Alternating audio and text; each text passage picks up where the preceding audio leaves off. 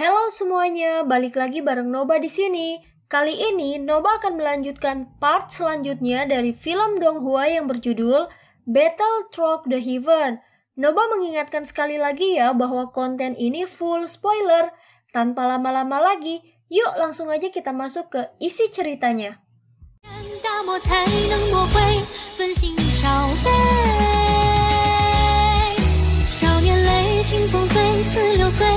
Melanjutkan dari cerita sebelumnya, Fei Tian dengan keras terlempar ke bagian dalam tenda seperti bola meriam. Seseorang bisa mendengar suara robekan dan tenda itu benar-benar meledak menjadi pecahan. Melihat bahwa Soyan sebenarnya kejam dalam serangannya, para ahli di sekitarnya dari pavilion petir angin juga tercengang. Untuk sesaat tidak ada yang benar-benar berani mengatakan apapun. Anak muda, kamu benar-benar berani, ucap orang pavilion petir angin. Barisan pegunungan tulang saat ini telah diisi oleh lautan manusia yang tidak ada habisnya. Terlihat ada orang di mana-mana. Ketika kelompok Soyan menyerbu dengan niat membunuh yang melonjak, banyak orang sadar bahwa akan ada pertunjukan yang bagus. Mata orang-orang ini melirik ke puncak gunung. Setelah itu mereka melihat tenda yang terkoyak paksa.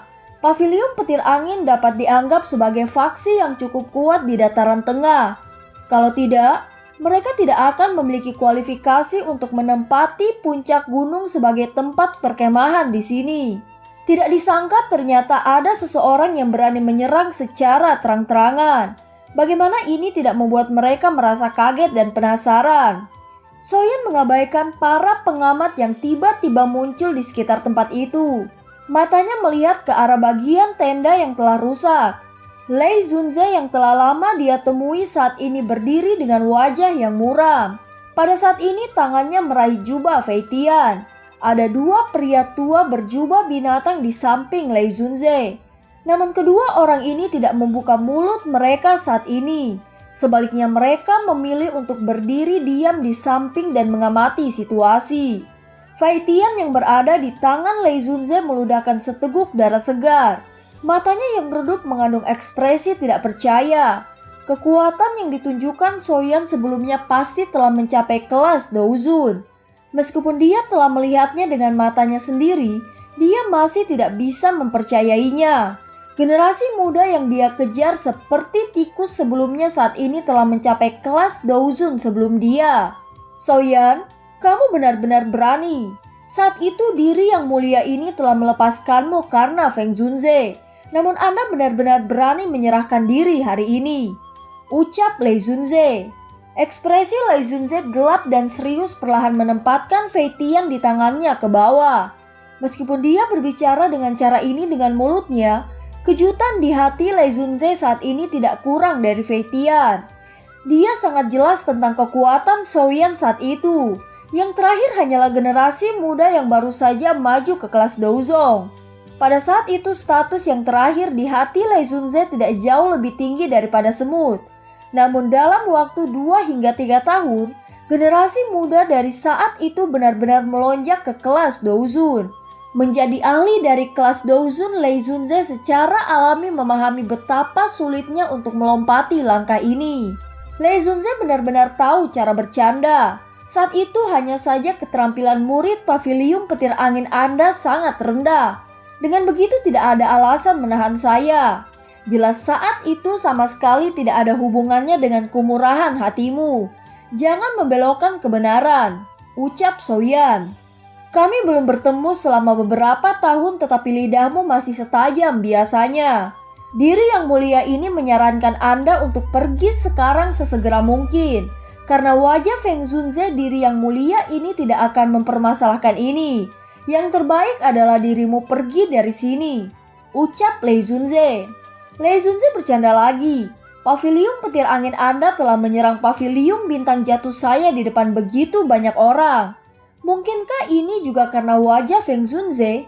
Ucap Soyan. Bagus, Anda berhasil mengundang kemarahanku. Sepertinya kamu sudah siap hari ini.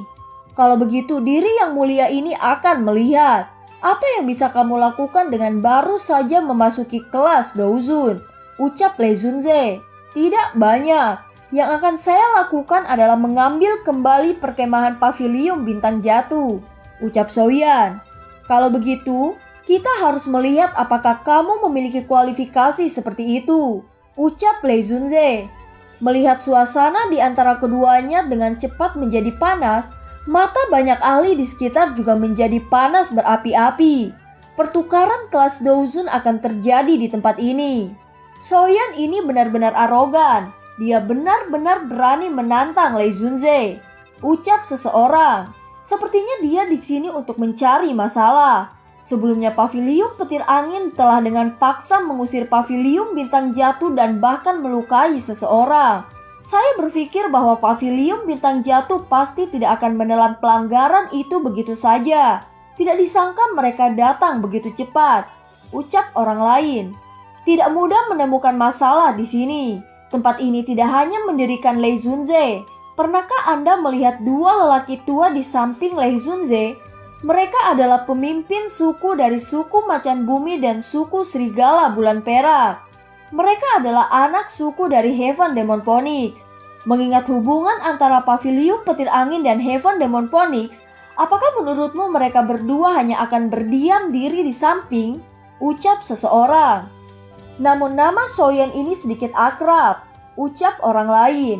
Sial, bagaimana mungkin itu tidak akrab? Bukankah itu alkemis muda yang menjadi juara pengumpulan pil yang diadakan oleh Pil Tower? Tidak disangka dia akan benar-benar muncul di tempat ini setelah menghilang selama lebih dari setahun, ucap orang lain. Soyan bertindak seolah-olah dia tidak memperhatikan mata di sekitarnya yang tiba-tiba menjadi sangat panas. Api ungu coklat naik di tubuhnya. Teman muda ini, masalah hari ini hanyalah kesalahpahaman. Masalah kedua teman dari Paviliun Bintang Jatuh hanyalah karena kepala Paviliun Feitian. Dia terlalu mudah marah dan secara tidak sengaja melukai mereka saat menyerang. Selain itu, kepala Paviliun Feitian saat ini terluka oleh Anda. Hal-hal ini kurang lebihnya bisa terselesaikan. Oleh karena itu saya ingin menyusahkan teman muda untuk berhenti karena suku Macan Bumi dan suku Serigala Bulan Perak, ucap pemimpin suku Macan Bumi. Kilatan petir di tubuh Lei Junze sedikit menjauh ketika dia mendengar lelaki tua itu berbicara. Dia berbicara dengan lemah.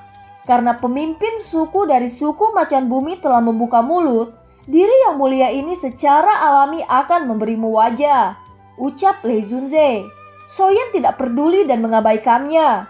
Dia dengan lembut melambaikan tangannya dan para murid Paviliun Bintang Jatuh di belakangnya membentuk jalan setapak yang menuju ke kaki gunung. Wajah Lei Junze segera menjadi muram saat melihat pemandangan ini. Senyum di wajah lelaki tua berjubah harimau itu juga mengeras. Dia berkata, "Teman muda ini, haruskah kamu benar-benar melakukan hal-hal dengan cara yang ekstrim seperti itu?" ucap pemimpin suku Macan Bumi. Paviliun Petir Angin telah menghancurkan reputasi Paviliun Bintang Jatuh saya di depan umum. Apakah Anda berniat membiarkan wajah saya membawa tamparan ini kembali ke Paviliun Bintang Jatuh? Ucap Soyan. Lei Junze dan dua tetua berjubah binatang juga memiliki sedikit perubahan dalam ekspresi mereka. Rasa dingin segera melonjak di mata mereka. Kamu benar-benar memiliki keberanian seperti itu dalam menghadapi 3 Douzun. Kamu memang layak menjadi juara pengumpulan pil. Aku tidak peduli betapa luar biasanya dirimu di dunia manusia. Namun tempat ini adalah wilayah binatang. Ini bukan tempat di mana kamu bisa berperilaku kejam, ucap pemimpin suku Macan Bumi. Tinggalkan tempat ini dan kita bisa membiarkan masalah ini berhenti. Jika tidak, bahkan jika Feng Junze ada di sini hari ini, saya akan membiarkan Anda generasi muda mengerti bahwa ini tempat yang salah, ucap pemimpin suku Serigala. Setelah kata-katanya terdengar, 2 aura besar dan perkasa juga tiba-tiba melonjak keluar dari dalam tubuh kelompok Lei Junze. 3 elit Douzun berdiri tegak di puncak gunung ini. Soyan perlahan mengembuskan nafas saat menghadapi tekanan yang menakutkan ini.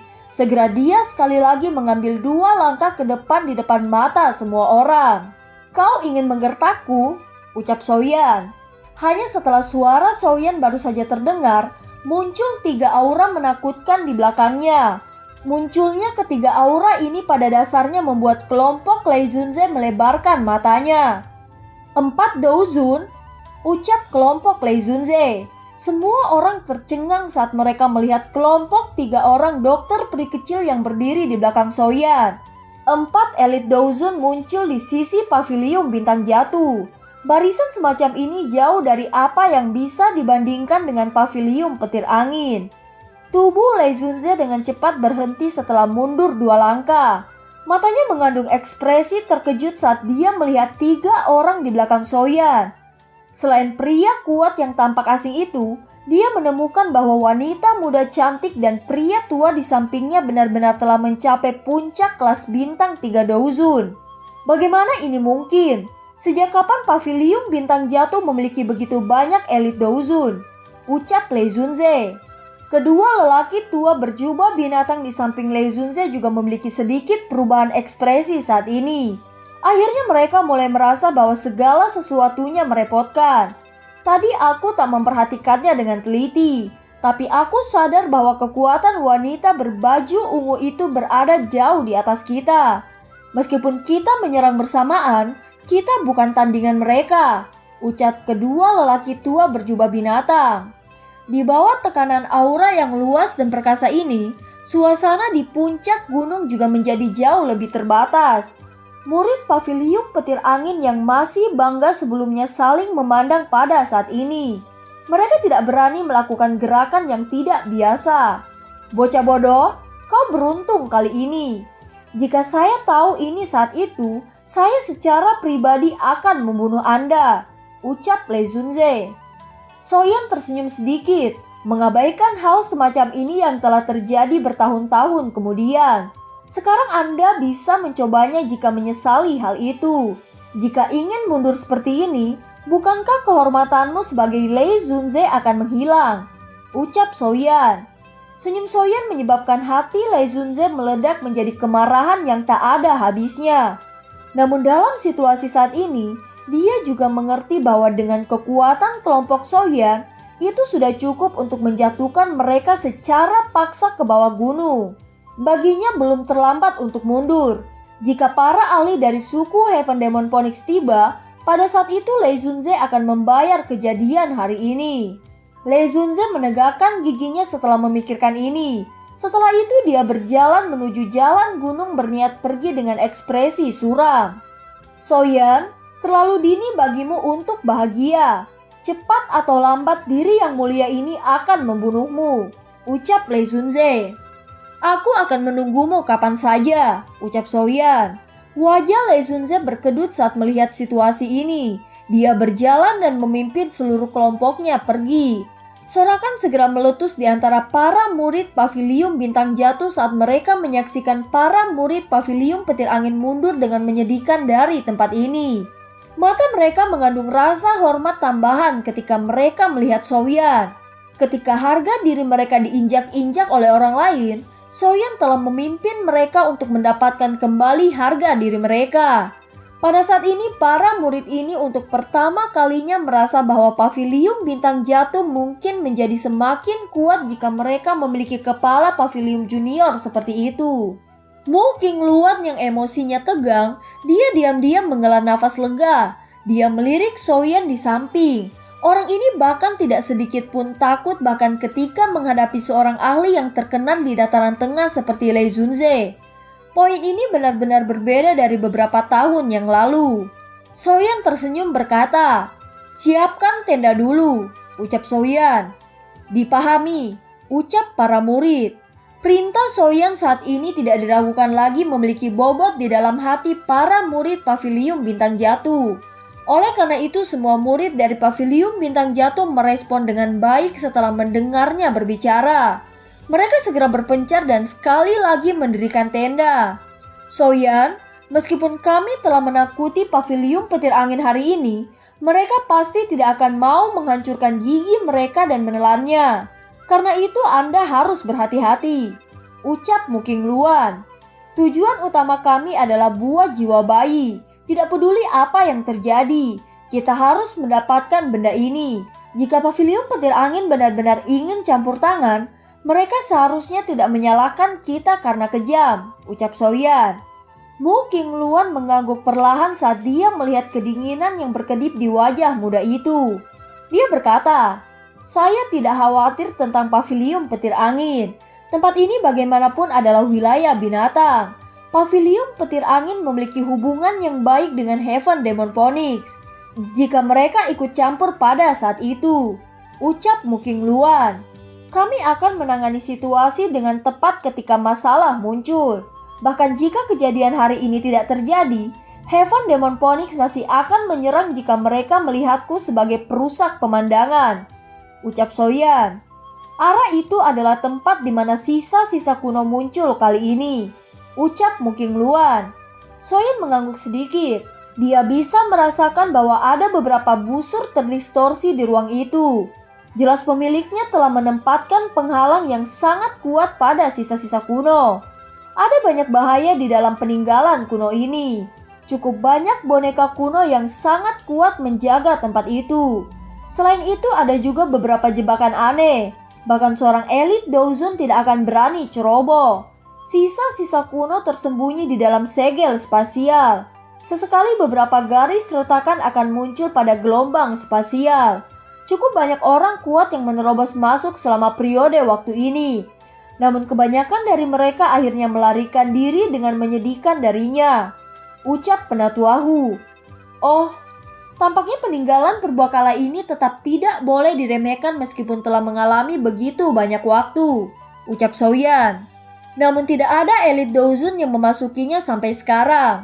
Segel spasial ini memiliki kemampuan pembatasan. Jika seorang elit Douzun mencoba masuk dengan paksa, itu akan memicu serangan balik segel yang sangat kuat. Segel yang ditempatkan oleh seorang elit Douseng bukanlah sesuatu yang Douzun biasa akan berani uji dengan tubuhnya. Meskipun segel itu telah mengalami waktu yang tak terhitung jumlahnya, ucap Penatuahu. Tidak ada Douzun yang masuk, ucap Soyan. Soyan langsung mengurutkan alisnya saat mendengar ini. Bukankah itu berarti dia juga tidak bisa masuk? Hahaha, ketua junior tidak perlu khawatir. Segel itu sudah sangat tipis.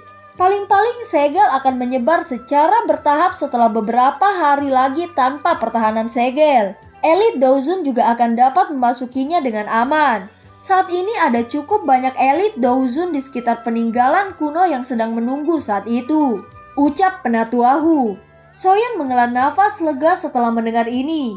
Matanya melihat pegunungan hijau subur di sekitarnya. Dengan persepsi spiritualnya yang tajam, dia memang bisa merasakan aura agung yang sangat samar. Sebuah kejutan tanpa sadar melintas di matanya pada saat ini. Itu memang layak menjadi peninggalan kuno. Banyak elit Douzun ini sebenarnya tertarik padanya. Tampaknya pertarungan berdarah tidak dapat dihindari dalam pertempuran ini. Apakah kamu menemukan sesuatu dari Hall of Soul? Ucap Soyan. Penatuahu sedikit mengerutkan alisnya setelah mendengar ini. Dia menyuarakan pikirannya. Saya belum melihat mereka sampai sekarang. Namun orang-orang ini biasanya aneh dan tidak terduga. Bahkan jika mereka telah datang, kemungkinan kita berdua tidak akan dapat menemukan mereka. Namun berdasarkan tebakan saya, rumor tentang peninggalan kuno ini tersebar cukup luas. Hall of Soul kemungkinan juga akan ikut campur. Namun kami tidak tahu berapa banyak ahli yang akan datang. Soyan tersenyum sedikit dan mengangguk, rasa dingin melintas di matanya. Orang-orang yang perlu kamu khawatirkan di pegunungan tulang ini bukanlah Hall of Soul. Menjadi pemilik tempat ini, Piton Nine Serendip Ground adalah yang paling sulit untuk dihadapi. Tidak hanya orang-orang ini memiliki jumlah yang besar, tetapi ada banyak ahli di antara mereka. Bahkan suku Heaven Demon Phoenix tidak mau bertukar pukulan dengan mereka. Namun saya merasa ada yang agak aneh. Tempat ini dapat dianggap sebagai wilayah suku Python Nine Clam Deep Ground. Mengingat karakter mereka sebenarnya tidak memilih untuk menutup berita ini. Sebaliknya mereka membiarkan berita ini menyebar, ucap Mu Qingluan. 9 tenang Deep Ground Python, ucap Soyan. Dengan mampu menjadi salah satu dari 3 suku besar di dunia binatang ajaib, Python 9 tanah dalam yang tenang ini jelas bukan faksi biasa. Hahaha, Saat itu suku Piton bahkan tidak dapat menjaga diri mereka sendiri, di mana mereka akan menemukan upaya untuk datang dan mengelola sisa-sisa kuno ini. Ucap Penatuahu, tidak bisa mengurus diri sendiri, apa yang telah terjadi? Ucap Muking Luan. Saya juga tidak yakin tentang ini, namun dari informasi yang kami peroleh, beberapa ahli dari suku Piton telah menghilang dengan cara yang aneh baru-baru ini. Seorang elit Dozun dari suku Piton termaksud di antara para ahli yang hilang ini. Saat ini mereka dengan gila-gilaan mencari si pembunuh. Hal yang benar-benar tidak dapat dipercaya adalah bahwa orang yang telah menyerang suku Piton sebenarnya sendirian. Ucap Penatuahu. Ekspresi Shoyan dan Muking Luan sangat terkejut saat mendengar kata-kata ini. Siapa sebenarnya orang kuat yang berani menyerang suku Piton? Penatuahu tersenyum saat melihat ekspresi terkejut Shoyan dan Muking Luan. Dia berkata, masalah ini telah menyebabkan kegemparan di semua tempat baru-baru ini. Banyak orang sangat ingin tahu seperti apa makhluk hebat pembunuh itu. Dia benar-benar berani menyerang suku Piton, penguasa lokal wilayah binatang ini. Itu benar-benar menyentuh sesuatu yang tidak boleh disentuh. Shoyan mengangguk sedikit. Dengan mampu menjadi salah satu dari 3 suku besar di dunia binatang ajaib, ini sudah cukup untuk menunjukkan kekuatan suku Piton. Mungkin itu hanya beberapa musuh dari masa lalu. Ucap Muking Luan. Siapa yang tahu, jika itu adalah musuh, dia pasti akan membasmi suku Piton. Namun dari desas-desus yang telah menyebar, lawan dari orang itu benar-benar ahli terkuat dari suku Piton. Nyawa orang yang lebih lemah tidak diambil bahkan ketika mereka bertemu dengan pembunuh misterius. Ucap Penatuahu. Shoyan juga sedikit mengerutkan alisnya setelah mendengar ini. Orang ini memang cukup aneh. Orang ini melakukan hal-hal dengan cara yang berlawanan. Dia sengaja menemukan lawan yang merepotkan.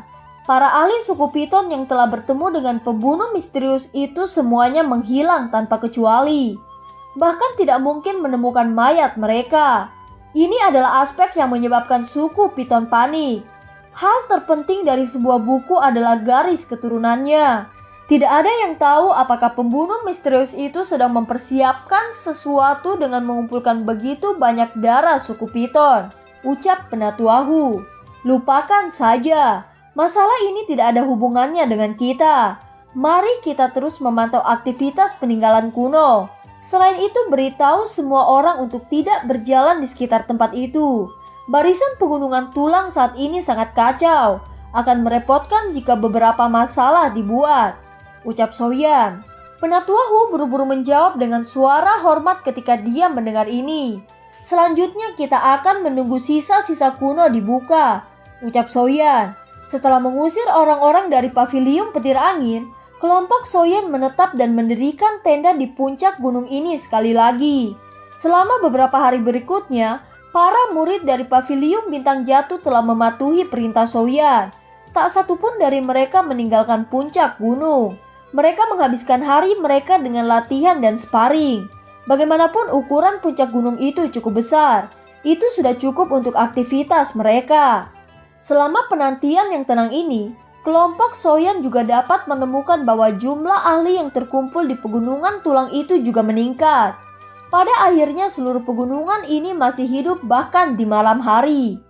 3 hari berlalu dalam sekejap mata di tengah penantian seperti ini.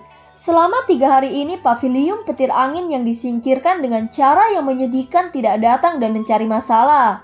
Meskipun kelompok Shoyan mengerti bahwa Lei Zunze pasti akan dapat dengan mudah menelan kemarahan ini, setidaknya dia menyadari bahwa sebelum dia memiliki kekuatan untuk mengalahkan 4 Dozun, dia tidak akan dengan bodoh datang dan mencari penghinaannya sendiri. Dengan berlalunya 3 hari secara bertahap, ruang terdistorsi di tengah pegunungan juga menjadi semakin tipis. Jelas segel spasial yang telah ada selama bertahun-tahun akan segera menghilang. Segel yang menipis juga menyebabkan atmosfer seluruh pegunungan menjadi sangat panas. Di bawah daya pikat sisa-sisa kuno, tampaknya semua orang jauh lebih pemarah. Bahkan konflik sekecil apapun akan segera meningkat menjadi pertempuran hidup dan mati. Berdasarkan kecepatan perubahan segel, segel akan benar-benar hilang dalam waktu paling lama 2 hari. Pada saat itu sisa-sisa kuno yang telah ada selama bertahun-tahun yang tak terhitung jumlahnya akan sekali lagi terungkap di dunia ini. Soyan duduk di atas batu besar di tepi puncak gunung. Soyan mengangkat kepalanya dan menatap bulan yang cerah di langit. Pikirannya menjadi sedikit linglung. Sosok yang tampak anggun dan cantik samar-samar muncul di depannya. Muncul seperti peri di bulan. Sun-er, tunggu aku. Setelah aku menyelesaikan masalah tubuh guru, aku akan mulai mengunjungi klanku, ucap Soyan. Tinju Soyan mengepal perlahan, sebuah tekad melintas di matanya. Terlepas dari betapa misterius dan kuatnya klanku, itu pasti tidak akan menghalangi dia dan Sun-er untuk bersama. Soyan saat ini sudah bisa benar-benar dianggap sebagai ahli tingkat atas di benua Doki. Sulit baginya untuk menemukan lawan dari kelompok usia yang sama. Dengan kerja keras dan pencapaian ini, dia percaya bahwa dia pasti tidak akan kalah bahkan ketika berhadapan dengan individu-individu muda yang luar biasa dari klan Gu, yang memiliki garis keturunan Dodi. Soyan menghela nafas. Sosok anggun di benaknya tiba-tiba berfluktuasi. Segera wajah cantik sedingin es yang menyihir tiba-tiba muncul. Cailin, ucap Soyan. Senyum yang rumit muncul di wajah Soyan saat wajah cantik dan memikat melintas di benaknya. Dia dengan lembut bergumam, "Aku ingin tahu, anak itu di dalam rahimnya, apakah dia sudah lahir?" ucap Soyan. Sedikit suara angin yang terbelah tiba-tiba bergema di langit malam sementara Soyan merasa linglung. Suara ini mungkin samar tapi masih bisa dirasakan oleh Soyan. Dia memiliki kesadaran yang sangat tajam. Segera dia menoleh dan melihat sosok hitam menyelam dari langit malam seperti elang tua. Kedua tangan orang ini disatukan dan sebuah tenda mengeluarkan suara pecah. Setelah tenda roboh, itu menemukan Zian yang sedang tertidur nyenyak di dalamnya. Namun persepsi yang terakhir cukup kuat. Dia tiba-tiba melebarkan matanya tepat ketika tendanya terkoyak. Kejutan terasa ketika dia melihat bayangan hitam yang menerkamnya. Selanjutnya dia dengan cepat mundur dengan kaki kecilnya. "Siapa kamu?" ucap Soyan. Soyan terkejut, sebuah kemarahan segera melonjak di matanya. Tangannya membanting batu besar di bawah tubuhnya. Setelah itu tubuhnya terbang keluar seperti burung besar dan menerkam ke arah orang bertopeng hantu. Ketika Soyan mendekat, dia mulai secara bertahap menyadari bahwa ukuran bayangan hitam itu jelas halus dan kecil. Itu menunjukkan latar belakangnya. Hantu ganas seperti topeng dikenakan di wajahnya, menyebabkan dia tampak sangat misterius. Lampu hijau aneh tiba-tiba meletus dari bawah topeng hantu. Lampu hijau ini menyala dan menyinari wajah Zian yang sedang mundur. Zian merasa pandangannya menjadi kabur saat cahaya bersinar. Bahkan pikirannya menjadi sedikit linglung. Sebuah ki ungu tiba-tiba melonjak di wajahnya sementara pikiran Zian linglung. Naga ungu sepanjang setengah kaki muncul ke permukaan. Segera itu melengkung dan naik sambil mengaum dengan marah ke langit. Raungan naga naik dengan megah dan lampu hijau runtuh hampir seketika. Kenapa bukan ular?" ucap orang bertopeng hantu. Orang bertopeng hantu itu langsung tercengang saat melihat naga ungu di wajah Zian. Segera suara sedikit tercengang terdengar. 3 tenda di sekitar seluruh tempat segera roboh sementara bayangan hitam itu terkejut. Dokter peri kecil Tian Huozunze dan Xiongzan muncul. Mereka melihat orang bertopeng hantu menyerang Zian dengan pandangan sekilas. Semua ekspresi mereka segera berubah sedikit. "Awasi Zian!" Soyan berteriak dengan suara yang dalam. Tubuhnya bergerak dan dia muncul di depan orang bertopeng hantu. Dia mengepalkan tangannya dan api ungu coklat itu diaglomerasi menjadi tangan besar yang dengan cepat menghantam kepala yang orang bertopeng hantu itu. Sosok bayangan hitam itu buru-buru mundur saat menghadapi serangan ganas dari Soyan. Cahaya hijau yang tidak biasa melintas di bawah bertopeng hantu. Itu dengan mudah menerima tangan api besar. Segera sosok itu bergerak dan dengan cepat bergegas keluar dari puncak gunung. Jelas dia juga sadar bahwa tidak ada gunanya tinggal lebih lama lagi. "Kau ingin pergi?" Orang ini terlalu tidak biasa. Apalagi targetnya jelas Zian. Jika dia tidak menangkap dan menginterogasinya, pasti akan ada banyak masalah di masa depan, ucap Soyan. Cahaya perak melintas di bawah kaki Soyan sementara pikiran ini melintas di hatinya. Setelah itu dengan cepat mengejar orang bertopeng hantu itu. Tubuhnya bergerak dan dia muncul di kepalanya. Api menyebar di tinjunya karena sekali lagi dihancurkan dengan keras. Setelah merasakan angin kencang yang meletus dari atas kepalanya, cahaya hijau di bawah topeng hantu sekali lagi menyala.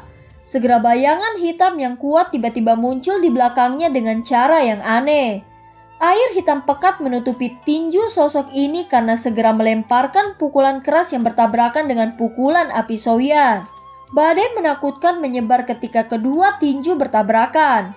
Tubuh Soyan bergetar dan dia mundur beberapa langkah. Sosok manusia yang kuat itu mundur 2 langkah terus-menerus sebelum tubuhnya bergetar dan sekali lagi menghilang. Pada saat Soyan telah pulih, orang bertopeng hantu itu sudah bergegas ke pegunungan dalam yang luas. Dia menghilang dalam sekejap mata. Dan film pun berakhir. Sampai jumpa.